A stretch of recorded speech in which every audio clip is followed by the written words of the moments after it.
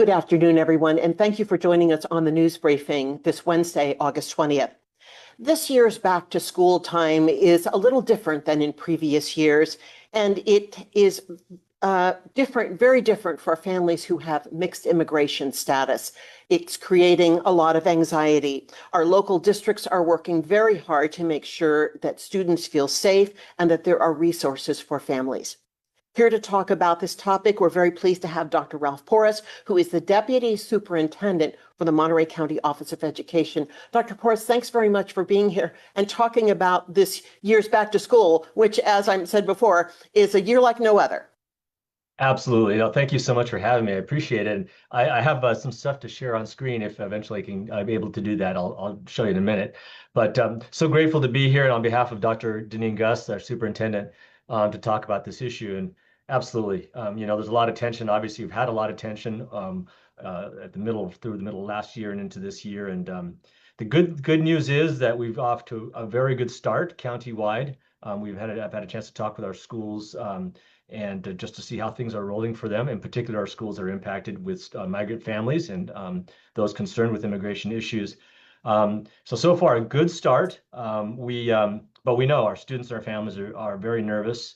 Our attendance rates have been pretty positive, and our schools have been checking in with families who have not been coming to just see what might be their reasons. And there are mixed reasons, of course, travel, getting back from wherever they were to school. But for the most part, the misgivings in regards to immigration, we've seen a fairly decent uptick in our attendance. However, that being said, we at the county office have been working really hard, have been putting together our immigration resources page for our schools and our families, and spent quite a bit of time building that up as a bulwark for this issue. Our principals at our school sites at all the districts around the county and our superintendents are aware of the resource and have been able to make sure that parents have quick and easy access to that page as well. We're trying to assure our families, it's most important, do the very best you can to come to school.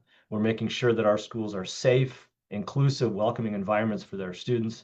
We know we want them to get the resources that they absolutely need, especially those who are participating in Head Start programs, migrant services programs, special education programs. We don't want our students to miss out, and we want them to feel safe and secure, and we're doing the very best we can to make that happen.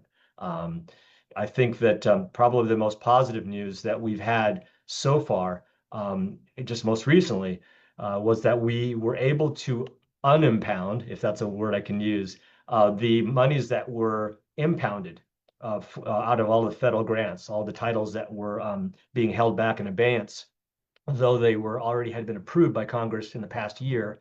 They were being impounded, and so school districts across the state, counties across the state, were unsure whether or not we were going to be able to continue our migrant education programs, our Head Start programs, and a few of the other title supported programs. Through a lot of work, advocacy work in particular, not only with our local Congress and senators, we ended up going statewide with all of the County Office of Education and did a massive campaign on the issue, especially in and around the migrant services. And as I think as a result of that work, we were able to get the monies unimpounded.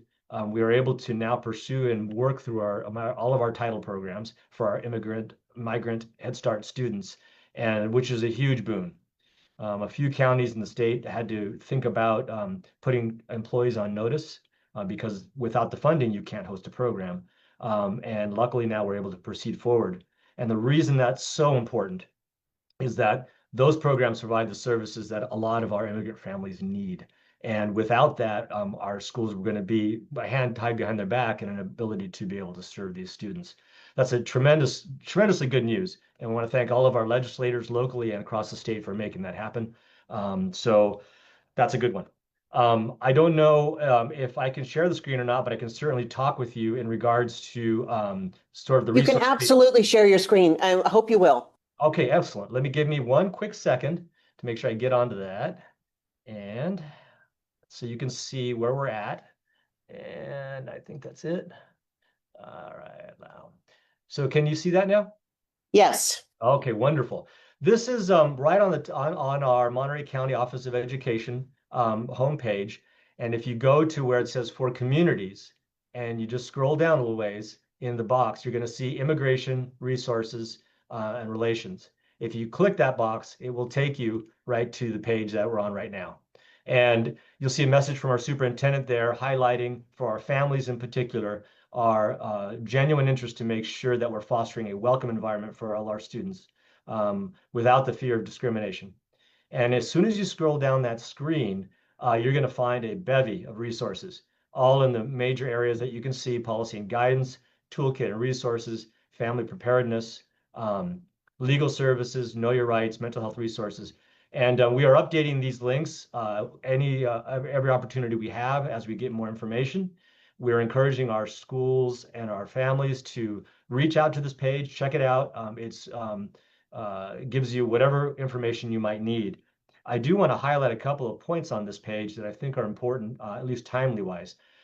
We know that as school is starting, and the fear of any kind of deportation or ICE activity leaves a challenge for families. What do you do with your children if something happens to one of your family members? And so our representatives, our Congress people, in particular Congresswoman Zoe Lofgren, are taking some measures to make sure that we provide a safety net. One of those safety nets is right here. It's called the Child Safety Plan. And we're encouraging all of our families to link onto that. And what it is basically for your schools. You bring this to your school, and it's essentially like an emergency card. It's here are the people that you need to contact in our family in the event of some ICE activity or some immigrant-focused activity, so that my child will continue to be safe. And this will help make sure that there's a safety net for the children and for the family. Very important for our families to fill that out and send that into the school sites. And likewise, we're going to be getting us onto the page. But if you go on to Zoe Lofgren's page, she has an immigration platform as well. The other opportunities that are there, there's a form that should be out very soon, and we'll have it on our page.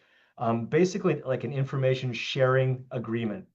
What it's asking parents to do is saying, here are the people that I'm giving permission for the schools or other agency to share with someone else. And so oftentimes, what we're seeing in some of the situations are families being separated and not knowing what happened to the family member. And it leaves a lot of people hanging in terms of where do we go? How can we find out? And they're not given the information. That form is a legal way for the family to say, you can share this information with these people, and that way they know the information they need to know. Obviously, it's something they want to fill out ahead of time, but it's a way of preparing, and we're asking our parents to be considering that action as well. And then last but not least, at least on this page, and happy to answer any questions, we have been hosting a couple of different times a Know Your Rights training for parents and families, and it's hosted through the Monterey School of Law. And it's really like a town hall, basically letting parents know, here are your rights, and here are the ways that you can execute these rights here in this state, how to be informed and what to do. And you can see some of that on this link here on the family preparedness column. We have finished our last round of those trainings, and we are waiting to see what the need will be and if there's requests for more of those. And if so, we're going to try to put some more of those sessions on for parents and families to be able to access as well. So lots of information. We're very concerned, obviously, and trying to help in any way that we can. Again, this information is open to anyone in the county that would like to see it, or actually out of the county as well. Our principals and our superintendents are standing by to be helpful. So that's kind of what we have right now as an update. Very, very busy, but doing our very best to keep our students and families safe. Thank you so much for walking us through this. And I've got some questions that have come in for you. One was if you could repeat some of the programs that were unimpounded that will survive now that the money's available. Absolutely. Essentially, they're all of the federal title programs. The biggest programs really are the migrant student support programs, which are in the hundreds of millions of dollars. The Head Start preschool programs were the two biggest programs. There are a few other scatterings here and there. Most of those go to local school districts, not so much to the county offices. But the migrant program was probably the largest, and that program supports our migrant families as we try to make sure everyone understands, migrant families are moving throughout the state, following the crops, following the work. And so it's not that I think there's a general misconception out there that the migrant families are choosing to move around, and these migrant programs are forcing them to move around. And it's quite the opposite. Programs are in place to help support them. And so when you're thinking of those title programs, think of migrant student support programs and Head Start preschool programs, especially for low-income families.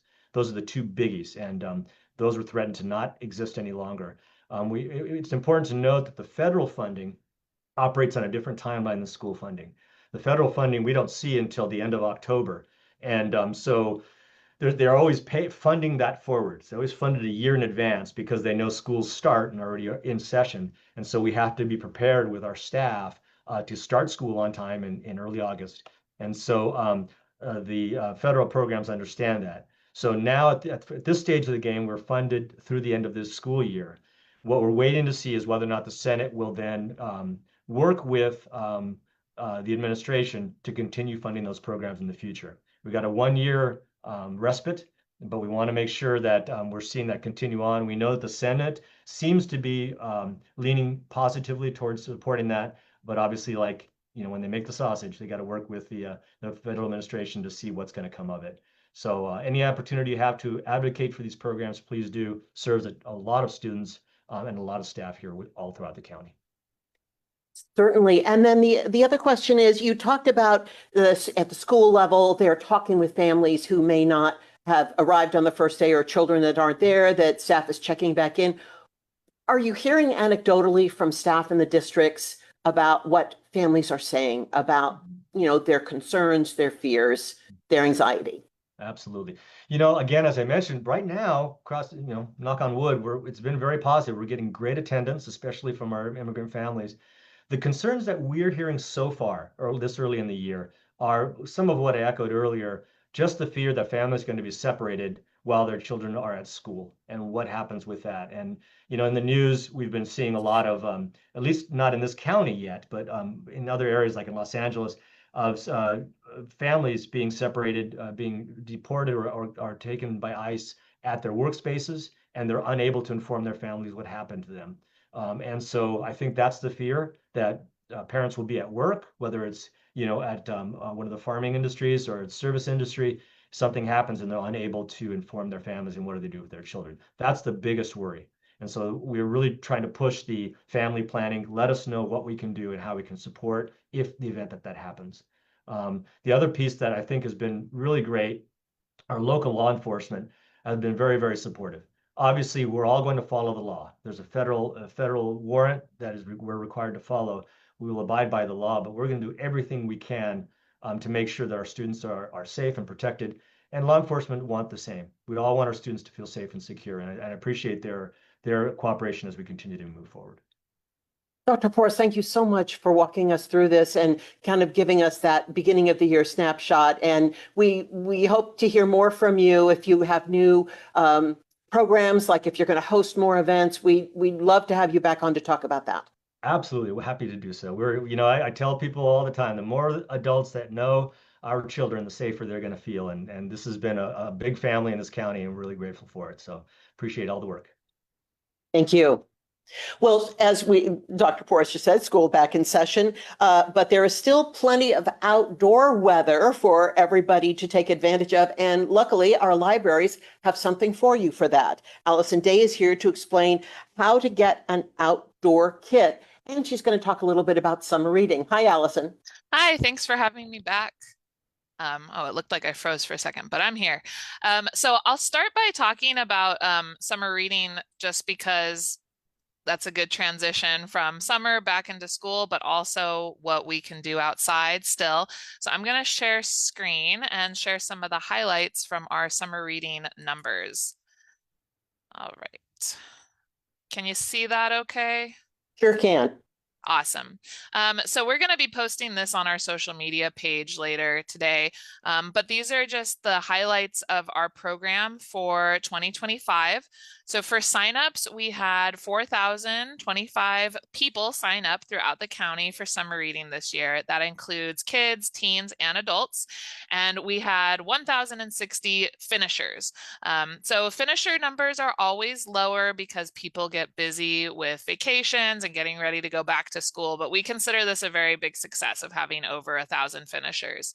One thing that we take a lot of pride in, of course, is the amount of books that we're able to distribute into home libraries. So when you sign up for summer reading, everybody receives a free book for signing up. So we were able to distribute 3,284 books. Some people decide not to select a book when they start, so that's why the sign up numbers don't quite add up. But we got over 3,000 books into the community and into those home libraries, which we love. We had 84 live in-person programs offered through the county, and we had 2,517 attendees at those programs.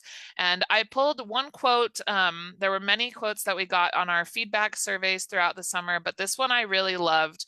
And that is, thanks to the reading club, my daughter developed ownership of her reading and now reads to her stuffies.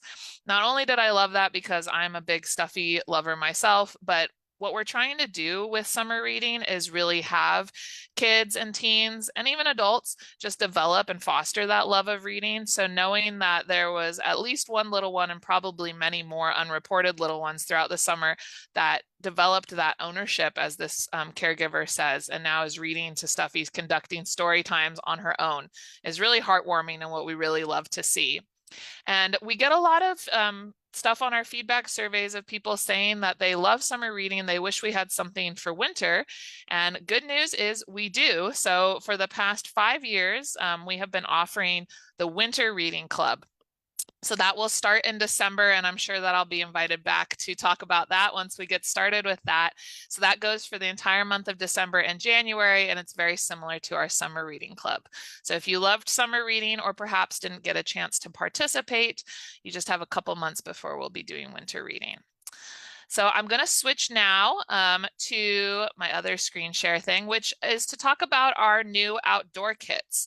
So the Monterey County Free Libraries has been developing this library of things. It's something that has been trending in libraries for a little while now. You've probably heard of it, and that is circulating non-traditional materials. So something other than the books, DVDs that you're used to checking out from the library.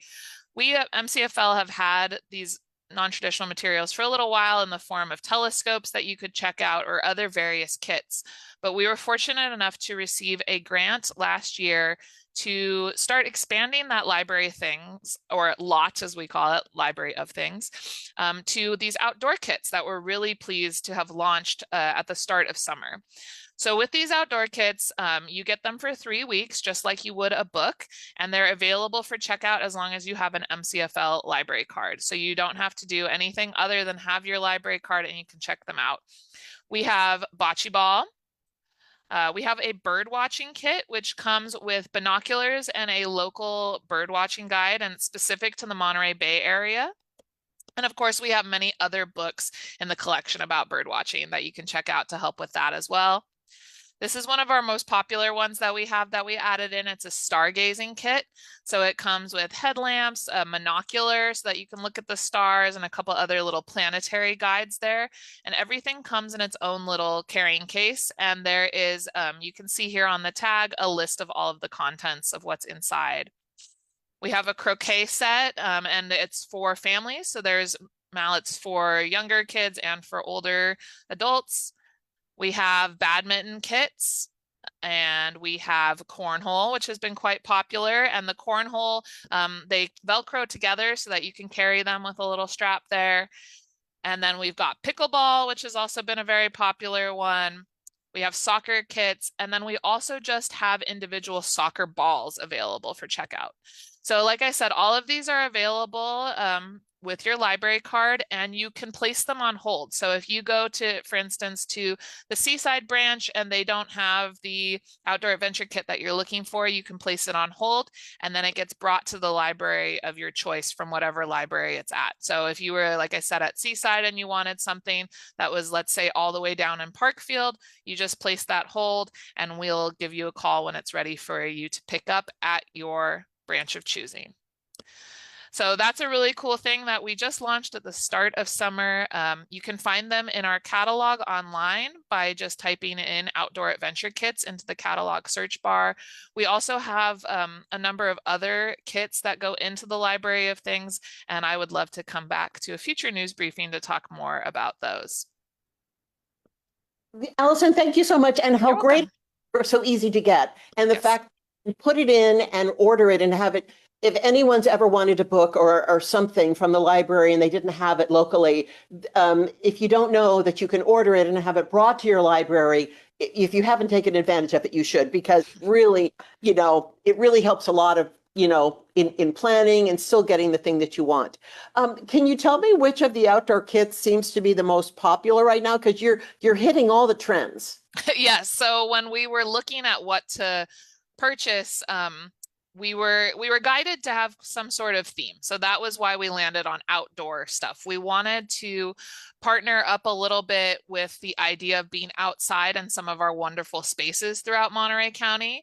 And we had, so one that was not in my pictures that we got donated to us was disc golf kits from a local disc golf club. It's very hard to say disc golf if you say it too fast. And so that was kind of what spurred us on. So we tried to think about what was really trendy. The ones that I've seen moving a lot so far, and it might just be because they're so large, are the cornhole kits. And I see those coming out a lot, especially in July. I think people were using them for some of their 4th of July barbecues. But it seems like all of them are very popular. The stargazing ones also have been quite popular, and have been checked out a lot. But I work in the admin offices where all of the materials go through on their way to different branches. And so I've seen all of the kits coming through from one branch to another going out. But I think that probably the stargazing and the cornhole have been popular. The soccer balls were really popular with the kids who hang out at the Carmel Valley branch after school, to the extent where we had to buy them a new one because one got stuck on the roof. And then when they got it off the roof, the kids accidentally kicked it out into the street and got run over by a car. So we have purchased them a new soccer ball already, and they have been told that they need to be more mindful of what happens with it. But we're thrilled to see how popular they are, even with people just using them in the branch to kind of play around while they're waiting after school. Well, if you can see cornhole on TV on the sports channels, you can get you can get an outdoor kit with cornhole. You're in. Yes. Thank you so much, Alison, for sharing this, and we hope everybody goes to the website and finds their favorite kit. Yeah, thank you so much for having us again. We appreciate it. And so we're on the theme of being outdoors. We're heading into the hottest part of the year in our area, and we don't want you to forget your pets and livestock when it comes to hot weather. And with the weather, it makes it perfect for our upcoming event at Hitchcock Road Animal Services, which is Dog August Nights. We've got Cindy Burnham from Hitchcock Road here to talk about both those things. Hi, Cindy. Hi, Maya. Hi, thank you for having me today. I will share my screen. I've got couple slides here. Oh, there it is. Okay. Do you see the big blue sign? Sure do. All right, excellent. Yes, we're excited for our Dog August Nights, but first I wanted to start with some warm weather reminders. You're right. We're finally getting summer, and it seems like all of a sudden it just flipped a switch. And so wanted to send some reminders about the heat in our pets. And it's not just pets, any animals outside, chickens, goats, horses, they're all susceptible to getting overheated.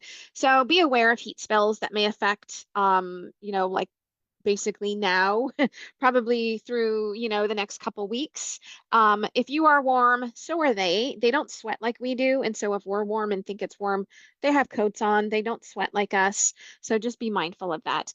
Always provide access to fresh, clean water and shade always. Just making sure that they can cool off. Limit exercise on hot days. I know I don't like going out and doing a workout, when it's, super warm out, neither do they, and it can hurt them. So if you need to take them for a walk, do it first thing in the morning when it's really cool out, or even at night, you can get some lights and, kind of make it a little nighttime adventure. And never ever leave animals in a parked car for any amount of time. I know it's very quick to be like, oh, I'll just bring them and I'll run into the store.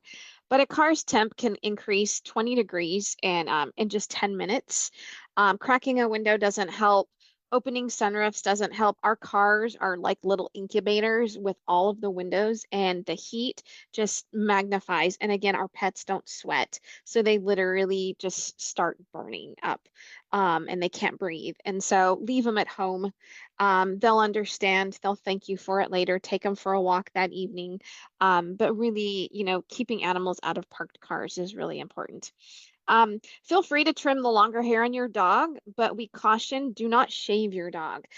Hair, while it can be long and unruly and seem warm, hair for our pets actually helps them regulate their body temperature. And so if you completely shave them down, you can actually cause them to overheat and sunburn. So trim it, of course, but don't shave it. And don't let dogs linger on hot asphalt. We see people taking dogs for walks all the time. And if it's hot on your feet, it's hot on theirs. So again, that's where you have to question, should I leave them at home?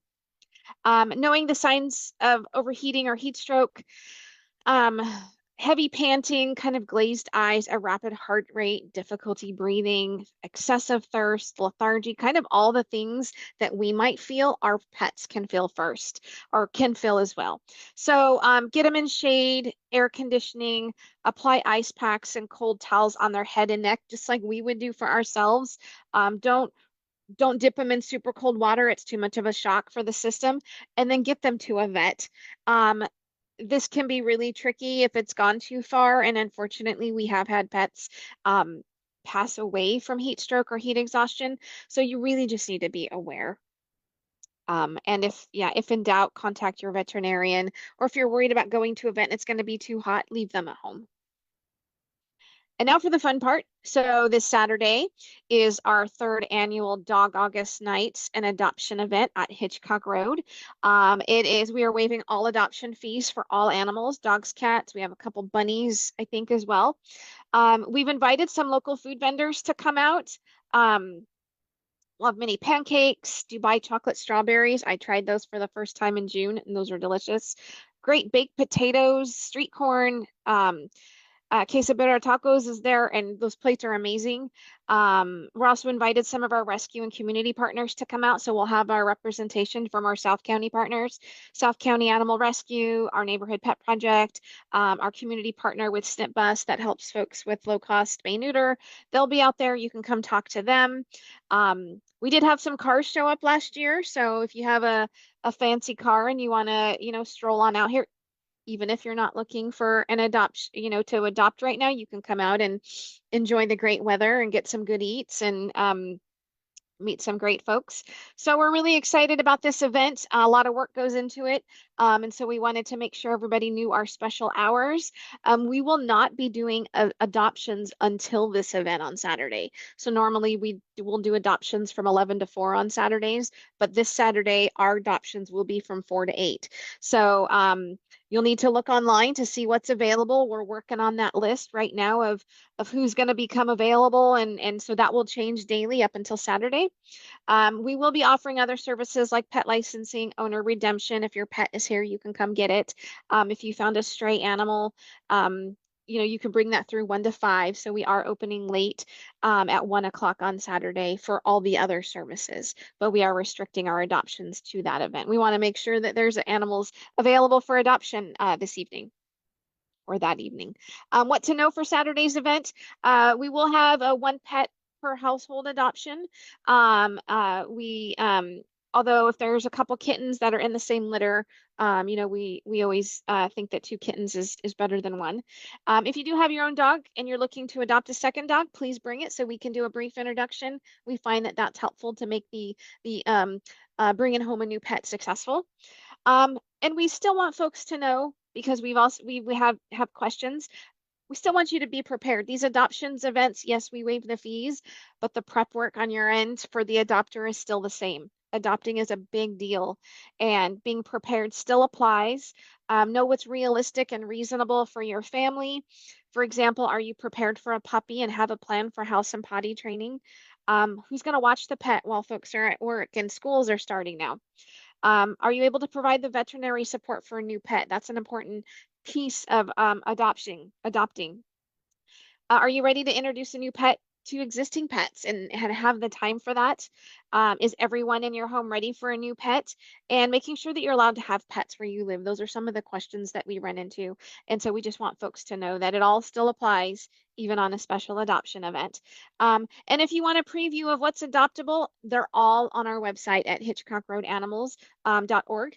And it updates daily, so you'll see what comes in, you'll see what's available. There will be more available animals coming into the next couple days leading up to event that are available now, as we've got some stray holds we're working through and animals are going through our clinic. So it's all getting ready for Saturday.